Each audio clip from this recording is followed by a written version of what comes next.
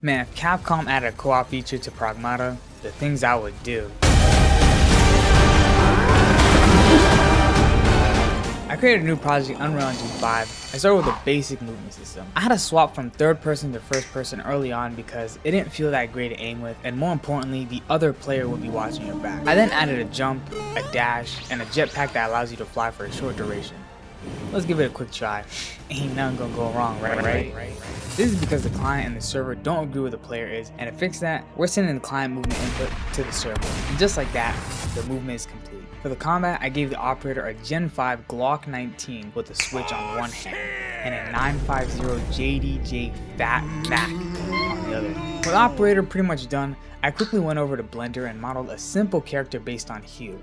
I also added some simple animations, but nothing too crazy because we're on a tight budget over here. I then spent 6 hours, yes, 6 hours making this VFX for bullet tracers. That was a pretty rough day. With the operator fully complete, I moved on to Diana, who would be playing a different game as a supporting role. So I started with the model this time, making a simple CRT screen that shows what the operator sees. And on the main screen is the terminal, which was quite difficult because I had to handle everything myself. Just like most terminals, I added the basics like an autocomplete and scrolling. Then I got to the first of the two mini games I added, which is letters. You just have to type the letters on screen as fast as possible before the time runs out. And the second mini game is Snake, and it's all generated on the fly.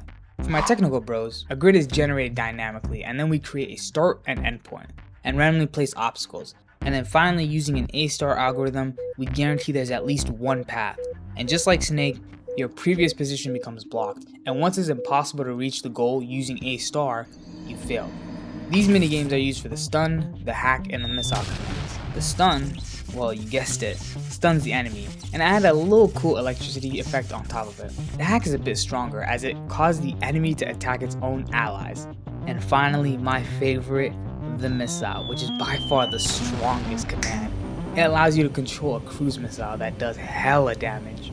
Before I started working on the boss, I took a quick detour to add some flair, which was some blood effects, some other VFX, and a HUD for the operator. I also added 2 fodder enemies, and if you know where these guys are from, you're a baller. These guys offer protection for You are my special. I started giving him not 1, not 2, not 3, but 4 cannons, along with a massive cannon for a face. With these 4 cannons mounted on his body, he's able to shoot explosive bullets with prediction. I then gave him an ability for one of my older projects, a massive laser beam attack that has 3 variants, a stationary one, a slow moving tracking one, and one that goes straight up that might one-shot you. On top of all that, he also has a sword stance that he can use, which allows him to either do a sword spin or summon explosions across the entire map. And guess what? When the hacker tries to hack the boss, he can say no, and now the hacker becomes the hack.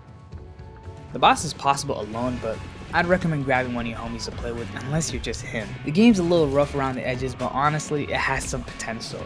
And with the entire source code on my GitHub, why not be the one to make it better? Some of the code is kinda ass, but we'll make do. Thank you all for watching, and shit, Capcom, my threat still holds.